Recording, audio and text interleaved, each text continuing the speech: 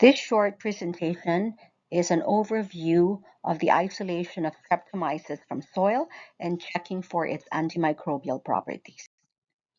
So let's start with what is Streptomyces and why are they important? Streptomyces are a genus of a larger group of bacteria called Actinomycetes. They're found in soil, they contribute to our ecosystem by breaking down complex materials, and they help with agriculture since they can aid in producing fertile soil. Streptomyces produces metabolites that can have antifungal and antibacterial capabilities. Streptomyces produce compounds that have been used to treat diseases, and is it at the core of antibiotic research and discovery. If you think about it, we think soil is dirty, but this is actually where our antibiotics come from. So we're going to do a little bit of lab to isolate Streptomyces from our soil sample. Imagine getting a soil sample from your backyard, from the reservation that you used to hike, from school campus, or from a pot of soil from Home Depot. We'll isolate Streptomyces from that soil, and then we're going to determine if our Streptomyces has antibiotic properties. So for starters, we're going to get a sample of our soil. We're going to mix it with saline, and then we're going to make dilutions. You see there 10 to 3, 10 to 4, 10 minus 5. So we dilute it, and then from each dilution, we're going to plate it. We're going to transfer all the solutions onto plates, and then we're going to incubate it for 5 to 7 days because they are slow growers. And then we're going to come back and see what microorganisms we have grown. So you could see here we have 3 plates. This is just a sample of what can come out of from that soil. There's a variety of colonies that grew. You see different colors, different shapes, different borders, different consistencies. Some look like fungus, molds. This shows us that many microorganisms are present in soil. So this is a sample of one of the plates. You could see that there are colonies there that pretty much look like Streptomyces. How would you know? Those are the ones that are dry, leathery in texture, and somewhat resembling chalk. So you pick up those colonies, and then you're going to transfer them on a plate. You streak for isolated colonies, and then incubate them again, allow to grow for 5 to 7 days. So now that we have isolated just purely Streptomyces, you could see there are no more contaminants or other microorganisms. This is a pure isolated culture now of Streptomyces. Now to check if this is really Streptomyces, you could also prepare a smear, gram stain it, and examine under the microscope.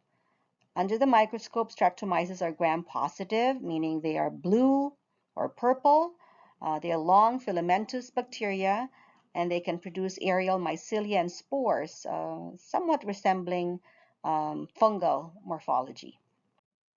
So let's continue. We now have our pure colonies of Streptomyces. We're going to cross-streak it on our cross-streak plate. So you see here a diagram of a cross-streak plate. There is a middle line in blue. That is where you're going to streak your isolate densely along the middle line, and then you incubate and allow it to grow. So after about 5 days, you will see something like this on the right side. You could see now a thick center line of Streptomyces.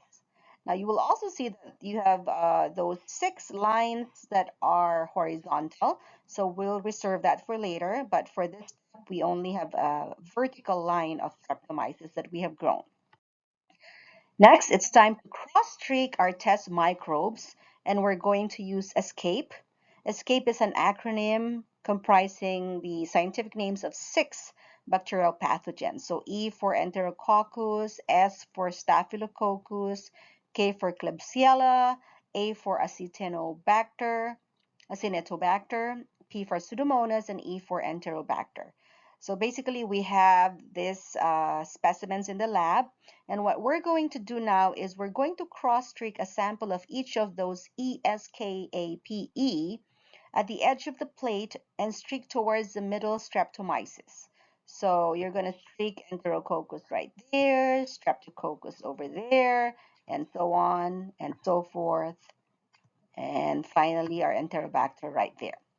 So remember, you have a Streptomyces patch in the middle, and now you're introducing other microorganisms on the side. You will incubate this plate and allow to grow. So after incubation, this is an example of your results of your test microbes if they grew against the isolated Streptomyces.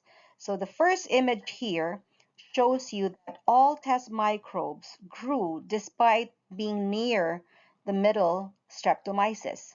That means the middle Streptomyces did not produce any antibiotics to inhibit the growth of the test microbes. So the test microbes grew, which means there's no antibiotic to kill them.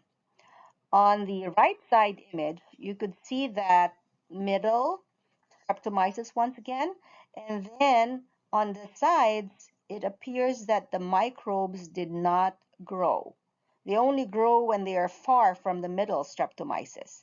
So what does that mean? The Streptomyces produced antibiotics that inhibited the growth of our test microbes. So this proves that the Streptomyces we isolated from soil did have antibiotics.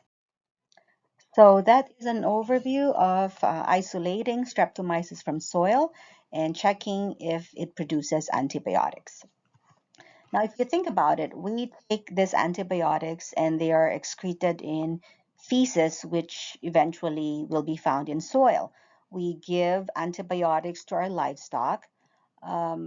Soil, microbe, animal, plant system is an important link between our natural environment and humans and can influence human health through direct or indirect contact.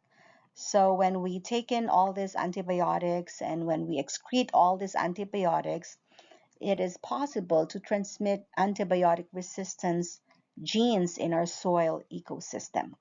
And that could be one of the reasons why we have more and more microorganisms that are resistant to antibiotics.